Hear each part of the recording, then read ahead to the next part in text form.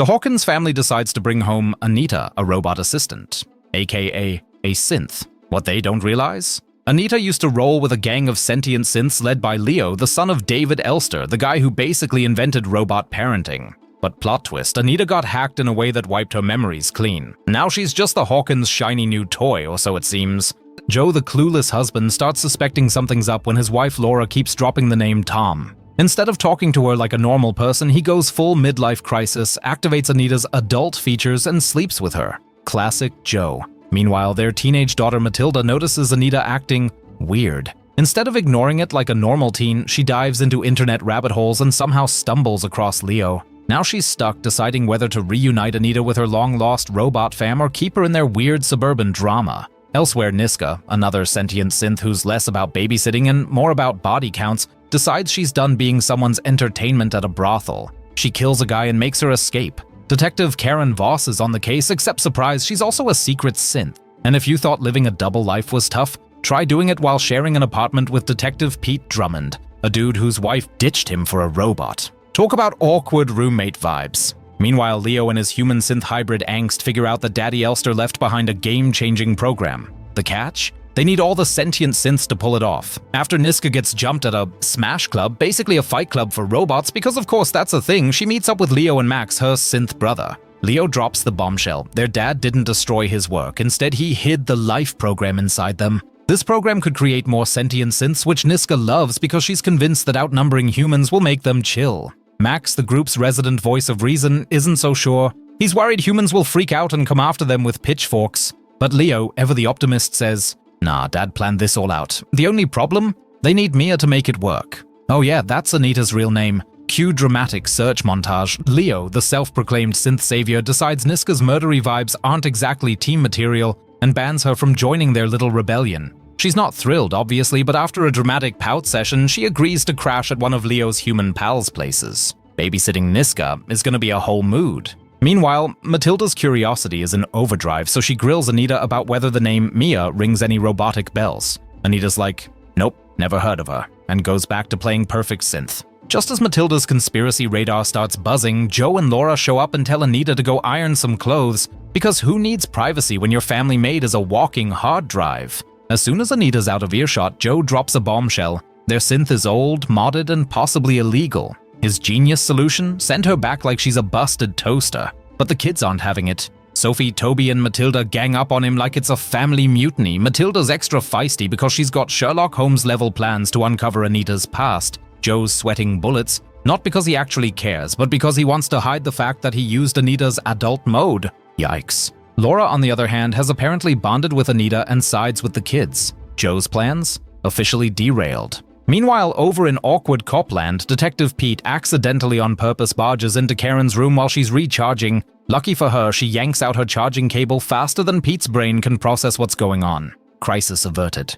Pete, oblivious as ever, shows off a newspaper like a kid with a gold star. Later, the dynamic duo is called into the station because word's gotten out about a killer synth. Hi, Niska. Their boss is not impressed and tells them to calm the media circus and make sure no more bodies drop. Unbeknownst to Karen, Pete's actually the one who leaked the story to save his own butt from a previous scandal. Turns out, he's more shady than a broken street lamp. After getting chewed out by the boss, Karen tries to ask about the Smash Club incident, but the boss waves it off like it's yesterday's news. Annoyed and suspicious, Karen decides to go full rogue cop and dig into it herself. Alright, let's spice this robo-drama with some sarcasm, dark humor, and a sprinkle of sass. Here's your scene IJ style directly into English. Niska's cruising in a taxi, bleeding robot juice from a Smash Club beatdown. Not ideal. She eventually lands at the address Leo gave her and runs into Dr. George Millikan, one of the OG synth creators. Millikan's household synth, Vera, a walking nag machine, immediately clocks Niska as a synth.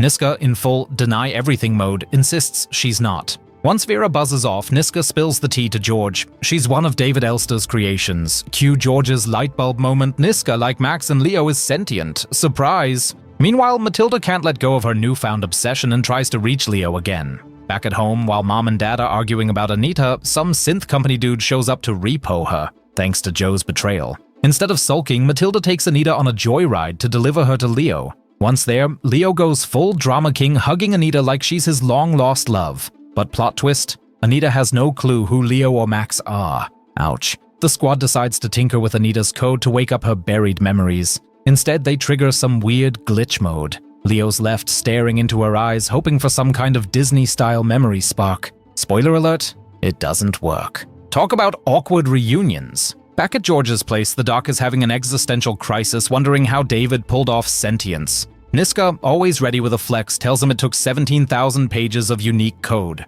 She's convinced humans see her and her kind as threats. George admits he used to think the same. Flashback, when David first mentioned building sentient synths, George was like, "Are you nuts?" David didn't take the criticism well and booted George from all future projects. Now though, George is in awe, calling it humanity's greatest masterpiece. Niska, ever the hype girl for Robo-Rebellion, declares David's message is the key to the future. George notes her feisty personality and guesses David programmed her for battle. Niska's like, "Nah, life made me this way," then dodges when he asks for her tragic backstory. Classic. Meanwhile, Detective Pete gets an update. His ex-wife Jill's caregiver synth, Simon, is about to hit the rental deadline. Pete breaks the news to Jill, but she's not ready to give up Simon. Why? Because Simon's everything Pete wasn't as a husband. Burn.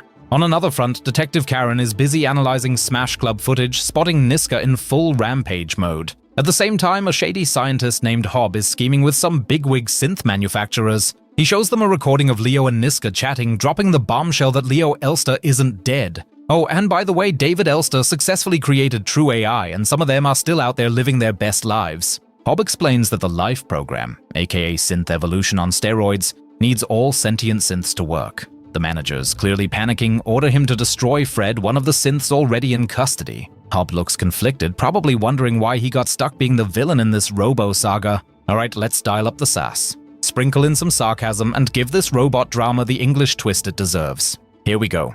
Leo's at his breaking point. After failing to bring out Mia, Anita's true self, he's one ugly cry away from a meltdown. Defeated, he tells Matilda to just take Anita back home. But Matilda's not one to quit, especially not when there's a juicy mystery to solve. Back home, Matilda dives into Anita's diagnostics like a tech-savvy Sherlock, convinced Mia's still hiding somewhere in that synth software. Just as she's piecing things together, her brother Toby bursts in. Perfect timing because she's just discovered that someone activated Anita's adult features. Naturally, she assumes Toby's the culprit. A sibling fight erupts, loud enough for Laura to come investigate. Laura accuses Toby of being the perv in question, but Toby, channeling his inner defense lawyer, insists he's innocent. Then Anita walks in and you can practically see the light bulb go off over Toby's head. He realizes the truth. Joe's been using the family synth for extracurricular activities. Before Laura can call the synth manufacturer's support line to file a very awkward complaint, Joe's back home. Toby, clearly not ready to take the fall, blurts out the truth. He didn't do it. It was Joe. Laura's face could curdle milk. She sends Toby to bed, promising they'll discuss this in the morning. Spoiler, that's mom code for your dad's toast. The next morning, a jogger stumbles upon George's old synth, Odie, in the woods. Odie's been on the run ever since George sent him off to avoid synth junkyard doom. Naturally, the jogger calls the cops, and Pete, who's already met Odie, is assigned to the case. But when Pete arrives, Odie's vanished. Guess robots are faster than they look. Meanwhile, Leo's having some super dramatic water-themed nightmares about Anita, because why not? He wakes up in a panic and storms out of their hideout, clearly itching for some solo brooding time. Max, ever the loyal synth brother, offers to come along, but Leo's not having it. He's too busy wallowing in his "I'm a terrible protector" guilt spiral. Max tries to hit him with the "family is everything" speech, but Leo just yells at him and stomps off. Brotherly love at its finest. Back at the Hawkins house, Joe finally attempts to have the talk with Toby, but Toby flips the script asking why Joe lied about the whole thing. Joe, as per usual, has nothing to say. Toby, realizing he's right, storms off in righteous teenage fury, leaving Joe looking like the world's worst dad. Meanwhile, George is patching up Niska's injuries. When she winces in pain, George is surprised. Turns out she feels way more than your average robot. Niska's got her own theory. Real consciousness requires both pain and joy. She also drops the mic with her "I don't fear death" line, claiming it makes her stronger than humans, but George, ever the philosopher, claps back saying you can't truly live without fearing death. Deep stuff for a guy just trying to keep his bleeding robot guest alive. Just as George and Niska are settling into their weird human-robot roommate vibe, Pete barges in looking for Odie. Niska, clearly not a fan of uninvited guests, grabs a pair of scissors because nothing screams subtle defense like brandishing office supplies. Pete starts snooping around the house, but Vera swoops in with her signature "I'm annoying but useful" energy and distracts him. She admits Odie was there recently, but conveniently leaves Niska out of the story. Classic cover-up. Instead, Pete scolds George for keeping Odie illegally and slaps him with a fine, because why not kick a lonely old man while he's down? Pete, ever the charmer, throws in a snarky comment about David Elster and the synth murder drama sweeping the nation. On his way out, he finds a flyer for an anti-synth rally plastered to his car. Subtle propaganda much? Later, Karen tells Pete she's figured out that Niska is pretending to be human. She begs him to handle it quietly, worried that Hob, the resident evil scientist, might swoop in and mess everything up. Pete agrees, but only after his daily dose of grumbling. That evening, Pete decides to crash the anti-synth demo. The speaker on stage is spewing doomsday nonsense about how synths are ruining humanity and turning everyone into irrelevant background characters. Pete, probably questioning his life choices, listens anyway. Meanwhile, over in domestic disasterland, Joe tries to apologize to Laura for sleeping with Anita. His excuse? I was drunk and she's just a machine. Stellar logic, Joe. Laura, unsurprisingly, is not impressed. Realizing his position is crumbling faster than his moral compass, Joe changes the subject and accuses Laura of having a fling with Tom. Laura's response? Full-on screaming match followed by her packing up and kicking Joe out. Score 1 for Laura. Elsewhere, Niska stumbles upon a photo of Hob and David Elster together, realizing they were once colleagues. Uh-oh. Meanwhile, in his secret lab of shady science, Hob shows the synth execs a charred hunk of metal he claims is Fred the Sentient synth. He tells them he had no choice but to destroy Fred. Plot twist, Fred's alive and well, hiding in Hobbs' lab. Turns out Hobbs faking synth deaths to keep experimenting on them. Because who needs ethics when you have science? He assures Fred he's not trying to stop progress and insists humans have no reason to fear synths. Yeah, sure, Hob. Totally trustworthy. Back at the Hawkins' increasingly chaotic household, Laura and the kids are trying to process their family implosion. Sophie, blissfully unaware, thinks Joe's just away on a business trip. Matilda, the resident detective, corners Laura and asks, "Who's Tom?" Laura dodges the question, which only makes Matilda suspect her mom's also cheating, because this family needed more drama. Joe, now couch-surfing at a friend's place, tries to reach out to Toby the next morning. Toby, who's had enough of his dad's nonsense, gives him the cold shoulder and calls him out for hurting not just Anita but the whole family. Joe, utterly clueless, asks why Toby cares so much about a machine. Toby delivers the mic drop moment. Because we care about Anita. Translation, Joe sucks. Meanwhile, Leo is spiraling into hallucinations about Mia and the gang, because if you're not emotionally imploding in this story, are you even in it? Niska, now back at George's place, watches as he struggles to fix Odie. She can't resist throwing some shade, asking why he's wasting energy on something that can't love him back. George, hitting her with a sentimental card, explains that Odie is tied to his memories of his late wife. That's why Odie matters. Niska, caught in a rare moment of decency, helps George with the repairs since his hands are too shaky. When they finally get Odie up and running, Niska even cracks a rare smile. Progress? Maybe. Over at Jill's house, things are heating up between her and Simon the Synth, or at least they should be. Unfortunately for Jill, Simon's moves are about as exciting as reading stereo instructions. She's left feeling unimpressed, realizing that passion and programming don't mix. Meanwhile, Laura drops the synths can be sentient bombshell on Toby. He's stunned and asks if Joe knows. Laura, not exactly Team Joe right now, confirms that he's still in the dark. Elsewhere, Fred shares a heartwarming yet ominous story with Hob about rescuing an injured fox back in the day. David Elster, ever the cynic, thought Fred was just pretending to care, but Fred remembers it differently and now he's ready to prove he's not to be underestimated. Without warning, he Hulk smashes through a door, takes down a guard, and grabs an electromagnetic weapon. Fred proceeds to light up the room, sending Hob and his crew scrambling as he makes his dramatic escape. At George's place, he's still tinkering with Odie, while Niska looms nearby like the ultimate judgmental roommate. When George presses her about her violent past, she claims she feels no remorse. George, who clearly moonlights as a human lie detector, spots the guilt written all over her face. He pushes further, and it becomes clear that David abused her. George offers his support, promising to help her. Slowly, Niska begins to trust him. Cue a rare tender moment in this otherwise chaotic saga. Back at Jill's, she decides to mod Simon to make him less, well, robotic. Bad call.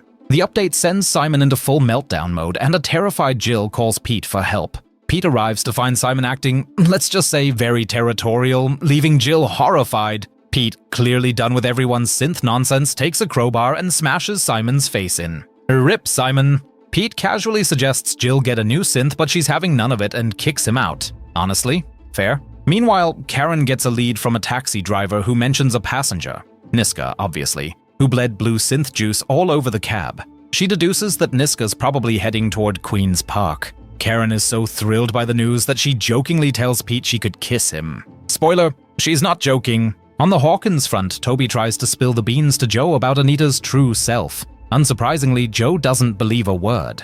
Elsewhere, Matilda stumbles upon Max trying to revive an unconscious Leo using what looks like a DIY lightning rod. Matilda freaks out understandably and demands answers. Max explains the situation, but Leo remains unresponsive. Cue dramatic tension. Later that evening, Karen heads home and decides it's time to drop her synth bombshell on Pete. Before she can, Pete knocks on her door to say he's heading to bed. Karen, in a rare moment of vulnerability, stops him with some oddly sweet compliments. One thing leads to another, and Pete, still blissfully unaware, sleeps with her. Afterward, Karen drops the ultimate post-coital plot twist. She tells Pete she might leave and that he's her favorite human. Pete's confused until Karen shows him her charging port and blue synth blood. Pete stares at her in horror before running out of the room like he's just seen a ghost. Leo's doing his best Fast and Furious impression, speeding down the road when he gets flagged by the cops. Classic. Then he spots Hob and his goons in the mix and realizes this isn't a routine traffic stop. Time to floor it. The chase ends on a bridge where Leo and Max abandon the car in a desperate attempt to escape.